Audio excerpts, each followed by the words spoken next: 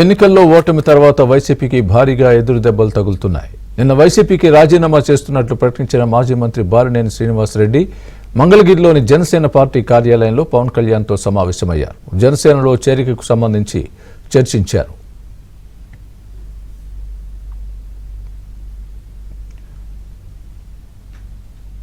పవన్ కళ్యాణ్తో బాలినేని మీటింగ్కు సంబంధించి మా ప్రసాద్ బాలినేనితో ఫేస్ టు ఫేస్ ఇప్పుడు చూద్దాం.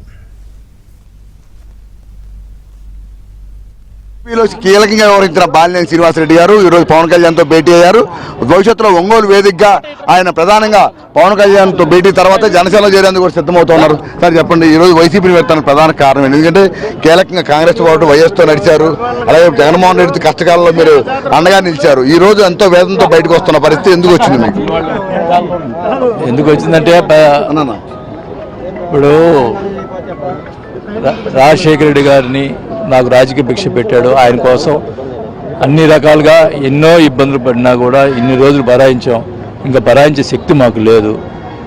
ఇప్పుడు ఆయన స్వార్థం కోసం అన్నీ మేము బలి చేసుకోవాలా, అది మా వల్ల కాదు. అందువల్ల మేము బయటకు వచ్చేసినాం.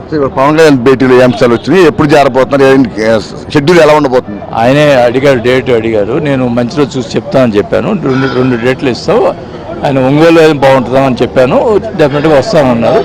ఆ డేట్ ప్రకారం ఒంగోలులోనే పెట్టారు. ఫైనల్గా మీరు ఇప్పుడు ఓన్లీ ప్రకాశం జిల్లా కాదు, రాష్ట్ర వ్యాప్తం ఉమ్మడి ఆంధ్రప్రదేశ్లోనే బాలినేని అంటే ఒక బ్రాండ్ ఉంది. ఈ నేపథ్యంలో మీ రాకతో పాటు మీతో పాటు కొన్ని వేల మంది నడిచేందుకు సిద్ధంగా ఉన్నామని చెప్తా ఉన్నారు. ఎంతమంది మీతో పాటు ప్రయాణం సాగిస్తారు, ఇంకా ఎంతమందితో మీరు టచ్లో తీసుకునే అవకాశం? నేను ఎవరిని ప్రెజర్ చేయను. స్వచ్ఛందంగా నాతో వచ్చిన వాళ్ళు నన్ను రమ్మని చెప్తున్నాను. డెఫినెట్గా నాకు జిల్లాలో ఉన్నటువంటి అనుబంధం, నేను అందరూ కూడా ఎవరు వచ్చినా నేను హెల్ప్ చేశాను తప్ప ఎవరికి అన్యాయం చేయలేదు. చాలామంది వచ్చేదానికి సిద్ధంగా ఉన్నారు. తప్పకుండా వస్తారు. స్ట్రైట్ ఫార్వర్డ్గా ఉన్న మీ మీద అప్పుడే ట్రోల్స్ మొదలైన ఇటువంటి విమర్శలకి మీరేం చెప్తారు? ఏం మొదలైన చెప్పండి.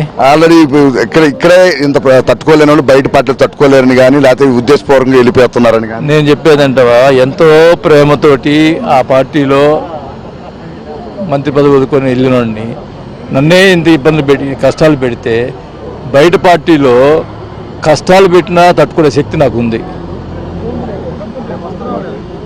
నేను అన్నిటికీ సిద్ధమై వచ్చాను. కానీ నాకు ఏ రోజు కూడా ఒక మీటింగ్లో జగన్మోహన్ రెడ్డి గారు మనం పట్టాలు ఇచ్చే రోజు కనీసం నా పేరు కూడా ఉచ్చరించలేదు.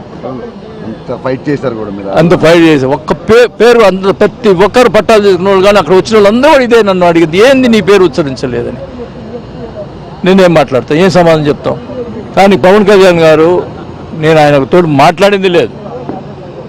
ఆయన నా గురించి తెలుసుకొని ఆయన 2 సార్లు పబ్లిక్ మీటింగ్లో నేను వైసీపీలో ఉన్నా కూడా పబ్లిక్ మీటింగ్లో వైసీపీలో కూడా మంచి వాళ్ళు ఉన్నారు, బాలినేని శ్రీనివాసరావు లాంటి వాళ్ళు అని చెప్పి 2 సార్లు మాట్లాడినాడు.